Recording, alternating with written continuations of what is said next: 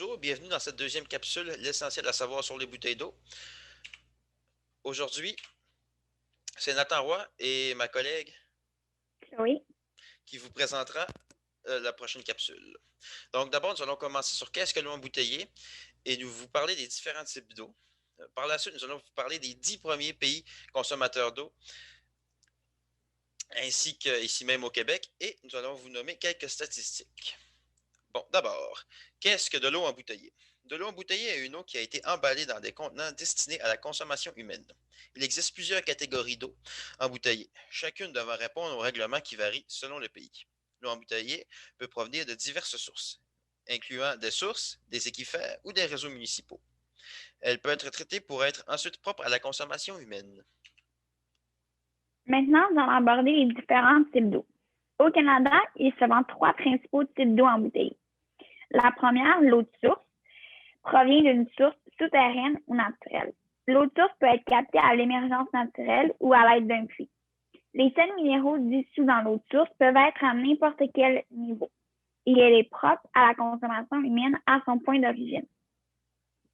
Par la suite, nous avons l'eau minérale qui possède les mêmes caractéristiques que l'eau de source, mais l'eau minérale doit contenir plus de 200 mg de sels minéraux par litre. Et finalement, l'eau traitée provient d'un réseau de distribution municipale ou d'une source de surface. Bien sûr, il existe encore une multitude d'eau embouteillées qui n'ont pas été nommées précédemment, comme l'eau glaciale, l'eau gazifiée ou pétillante, l'eau déminéralisée et l'eau distillée. L'eau glaciale doit provenir de fonds de glacier. L'eau gazifiée est enrichie d'un gaz carbonique sous pression pour rendre l'eau plus effervescente. L'eau déminéralisée ne doit pas contenir plus de 10 mg de sels minéraux par litre. Et finalement, l'eau distillée est une eau réminéralisée à la suite d'une distillation. Maintenant, on va vous présenter les 10 premiers pays consommateurs d'eau en bouteille. Avec plus de 100 milliards de litres d'eau en bouteille consommés en 2017, la Chine est le plus grand consommateur d'eau embouteillée au monde. Les États-Unis, quant à eux, ont consommé environ 60 milliards de litres d'eau en bouteille en 2017. Suivi de près, le voisin des États-Unis, le Mexique, a consommé 40 milliards de litres d'eau en bouteille en 2017. D'ailleurs, le Mexique est le pays dont la consommation par habitant d'eau embouteillée est la plus élevée, avec 250 litres d'eau par habitant. Avec environ 35 milliards de litres d'eau consommés, l'Indonésie suit de près le Mexique. En cinquième position, nous avons le Brésil et l'Inde. À eux deux, ils ont consommé 25 milliards de litres d'eau embouteillée en 2017. En sixième position, c'est la Thaïlande et l'Allemagne qui remportent après avoir consommé entre 18 et 20 milliards de litres d'eau embouteillée en 2017. Et finalement, en septième position, nous avons l'Italie et la France.